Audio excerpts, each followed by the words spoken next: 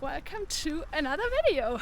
With the new backpacking season approaching rather quickly, I thought today might be a good idea to get out and hike a little bit, get used to the backpack again, get our trail legs, and also to test out some new gear that I got. So in this video I'm taking you along with me for a little 10-mile hike around an area close to where I live, and we also explore a castle that I've never been to before, but it looks fantastic. So yeah, I want to check this out. And later on I also want to do some outdoor cooking. I got a new wood stove, the first ever. So the first time ever I'm cooking on a wood stove. Yeah, that's the plan for today. So let's go!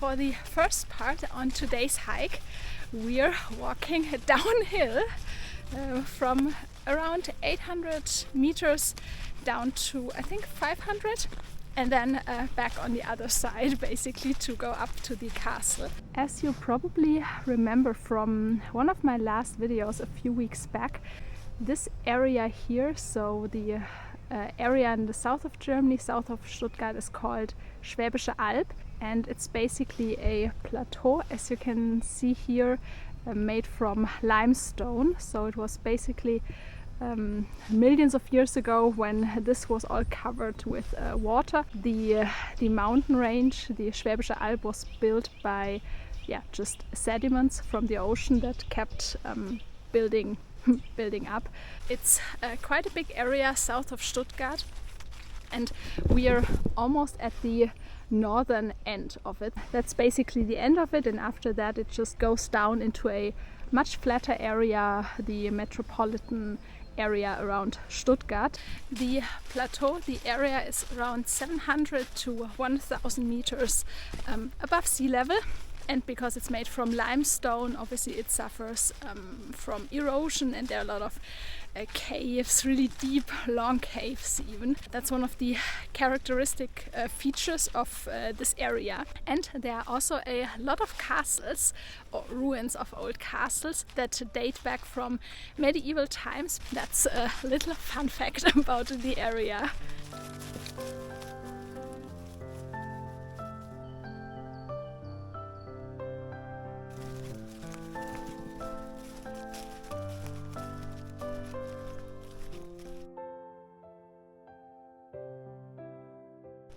I found some fir needles that are low enough for me to get them, and I'm getting a few branches to make a tea.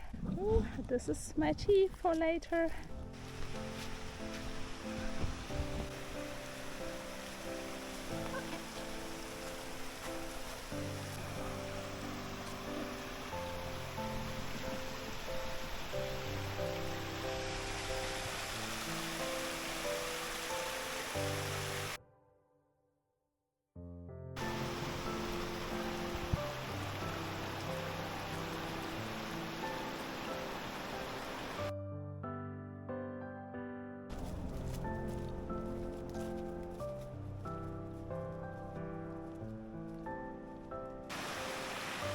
This looks so cool. Wow. There's even a real waterfall down there. Wow, this looks so cool. This is where we were about an hour ago, and then we dropped down, walked through the valley, and now we're hiking up again. And as you can see, it's pretty steep.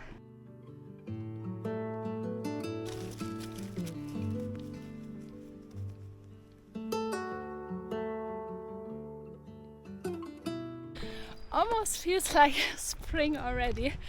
It's so warm today, and it's so nice that the sun is out. It's been raining for almost 2 weeks straight, and today's the first day where it's dry, and I'm so happy.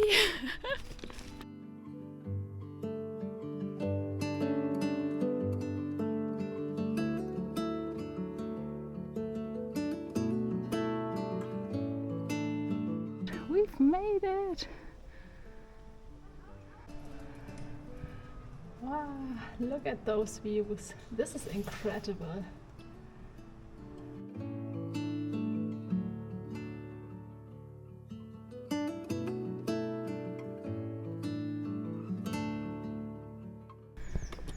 Ooh, this is so interesting how the castle is really built into the rock.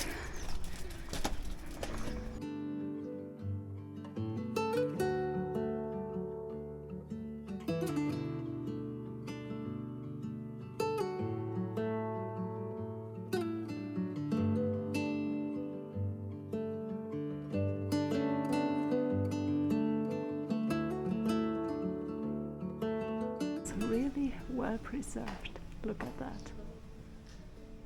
Apparently the castle dates from the 13th century and it was inhabited till the 16th, 17th century, and since then it fell apart basically, but I think they have done some renovation work on it because as you can see it's really well preserved.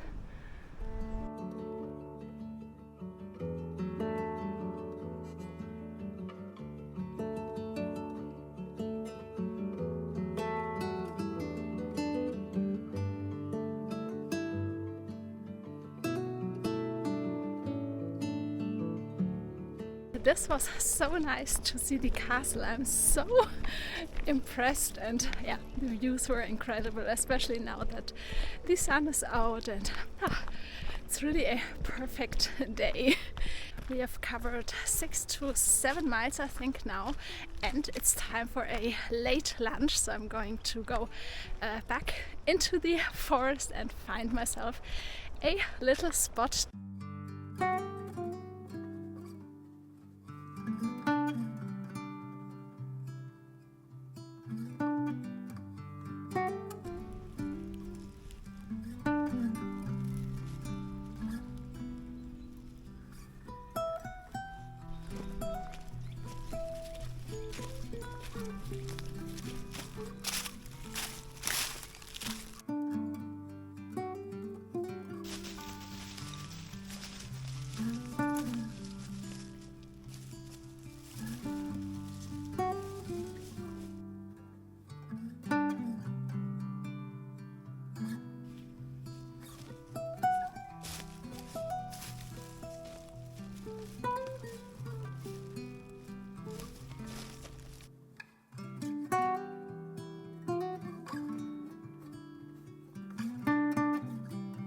As I've mentioned before, I'm trying out a new stove today.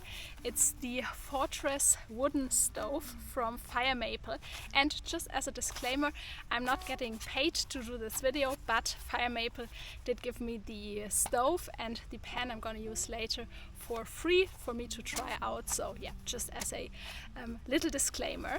I've never used a wood stove on my camping or backpacking trips before, but I was really intrigued because on my chocolate hike last year I met another long distance hiker. He was walking in the opposite direction, so from Land's End to Chonok Roads, and he was about 800 miles in I think when we met at Craig's hut on Cross Fell, and he only carried a wood stove with him, a really small one like this one, and I was so intrigued because it never crossed my mind to take a wood stove for long distance hiking, but he told me it wasn't actually a lot more difficult than using a gas stove. He just carried a little wood stick that he picked up somewhere and just carried it, and it was enough for him to cook dinner on it. So I was really interested to try out the wood stove myself, and we're going to do that together today.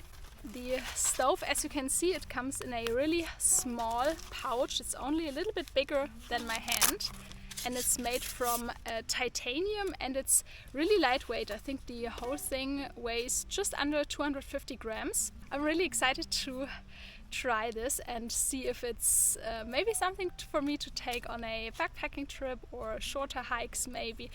Okay, first off, let's assemble the stove. That's the front side, obviously. Then that's the back side, and then you just click it in here, and then on the other side, and that's the little tray that goes into the bottom where you're actually placing the fire. And as you can see, it has different options. You can either put it a little bit higher, and that way you can use the stove for like these solid fuel tablet things that you can just put on here, or even an alcohol stove. Since we're making an actual fire, I'm just going to use the thing down here. And then we only have to click in this front piece. Voila! And this is it. This is the tiny stove, and then obviously there are these two things that will go on top later, where you can actually place the pot or pan on. I don't know if you've heard of Firemaple before, but they are not only doing wood stoves, but basically everything around outdoor cooking. Like they have different kinds of stoves, like even bigger wooden stoves for car camping. They have gas stoves and really lightweight ones for ultralight backpacking, for hiking, long distance hiking, bikepacking. They also have cook systems similar to the Jetboil system. And they have a lot of other cool stuff. They have a really cute lantern that you can put on a gas canister. They have all kinds of utensils, pots, pans, even things for making coffee outdoors. The products have amazing reviews on Trustpilot and on their website. So definitely check them out if you're in the market for a new stove, a new cook system, or just everything related to outdoor cooking. As I said, it's a dry day today, but it rained for like days and days, so I'm really hoping that I'm going to be able to actually make a fire, because everything is still quite damp.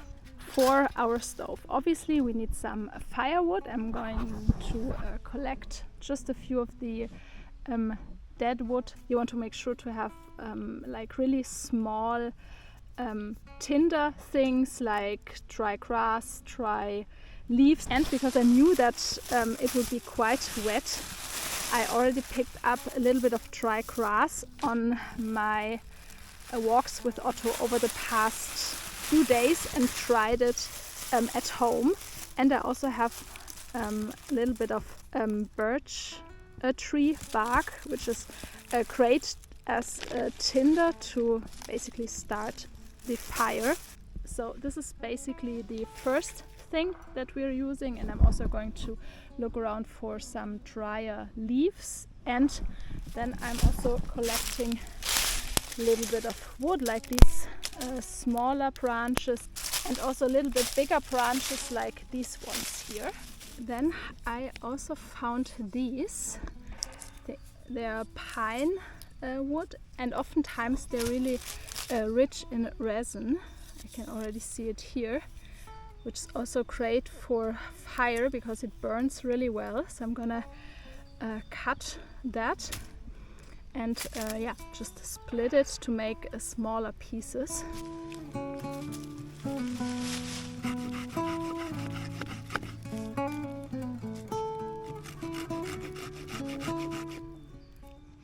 Look at that, this is perfect. There's a lot of resin in there. Ooh, this is great.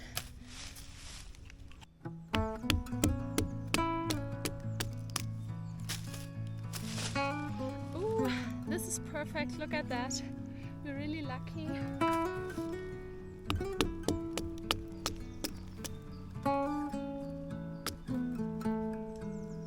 Kind of try to.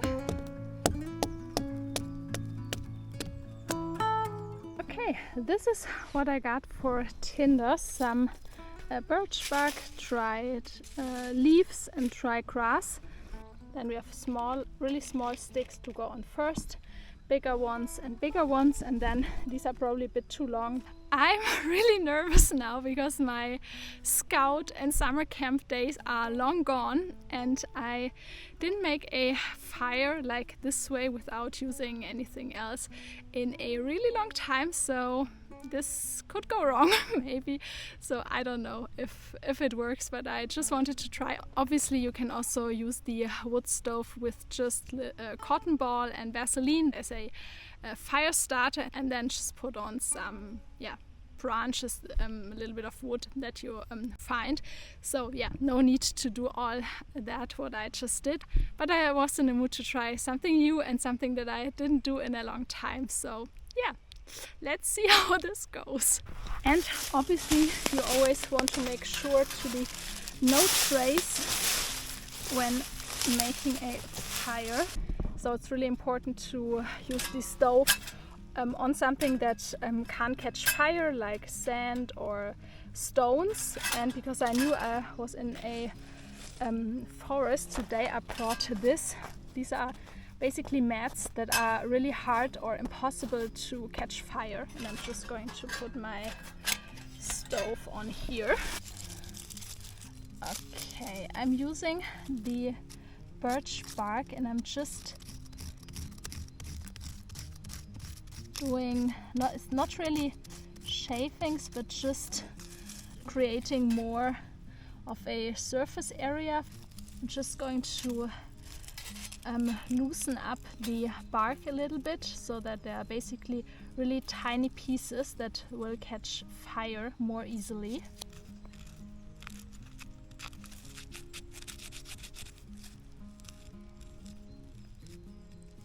I really hope this works. Also making smaller pieces too.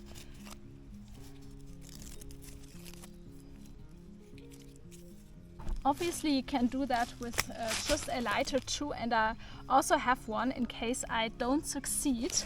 But as I said, I just wanted to challenge myself and try it.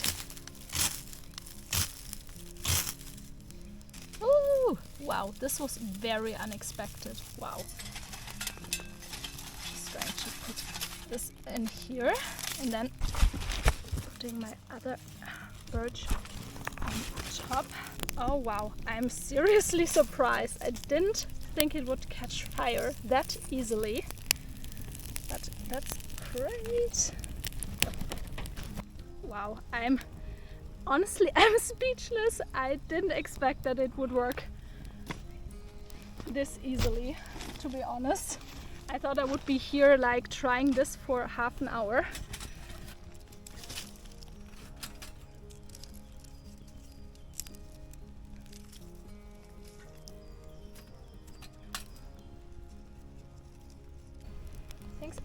I probably should have added those earlier.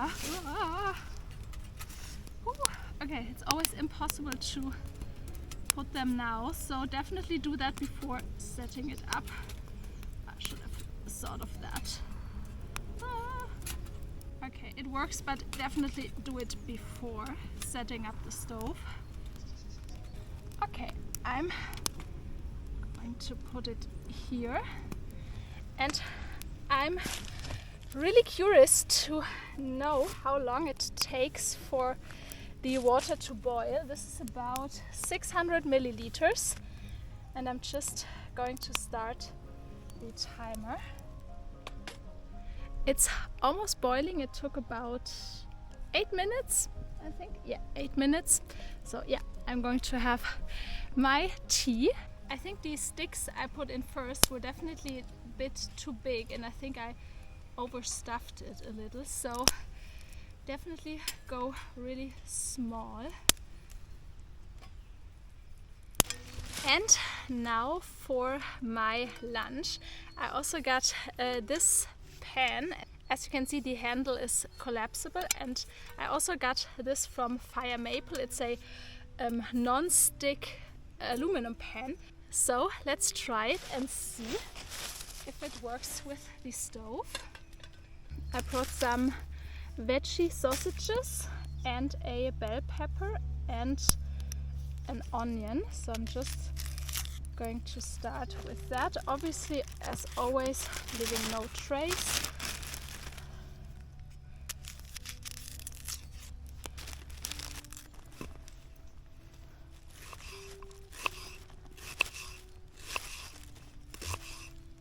Then some oil. You don't need it because it's non-stick, but it just tastes better. And then I'm adding in my onion.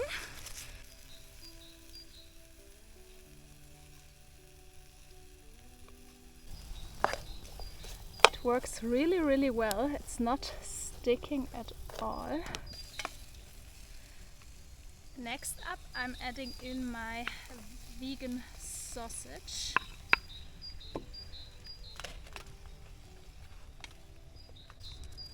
I'm also adding in a potato.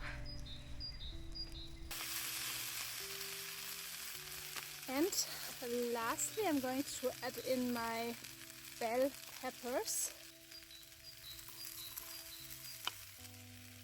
And a couple of mini tomatoes as well.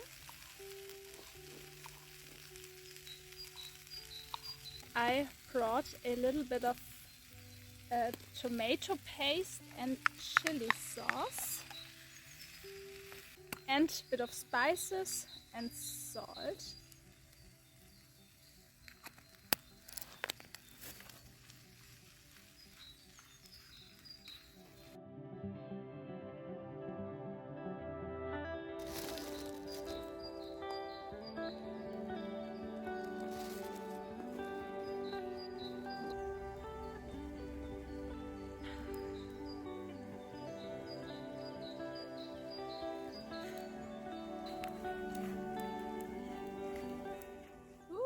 Okay, I think this has finished cooking and it looks amazing.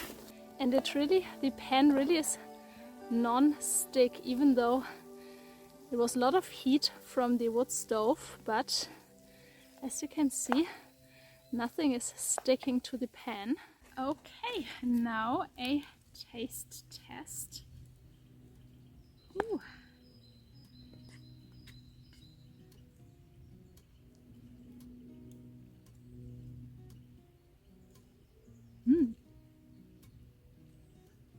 Wow. This is so nice.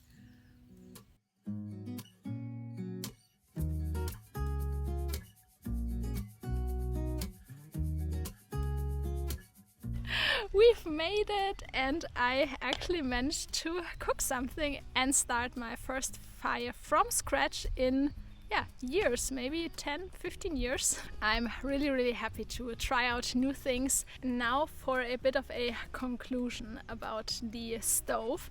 I really liked it, and it's very easy. It's a lot easier than I thought it would be to light it, and you don't need that much wood, honestly. I just collected a few branches that are lying around, or just using grass, something like that. It was really easy, and even more if you don't start the fire like from scratch, but just use a lighter and some cotton with Vaseline or just something else to start the fire. I probably wouldn't bring the stove on a really long hike like my hike last year, just because it's very dependent on the area, whether you manage to find that wood easily. Also, it takes quite a bit of time. It didn't take that long, but obviously longer than a gas stove would take.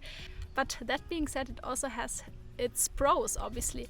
For example, if it's really cold outside, because you have an external heating source, that's quite powerful. It's really great to sit near the stove and just have the heat come onto you.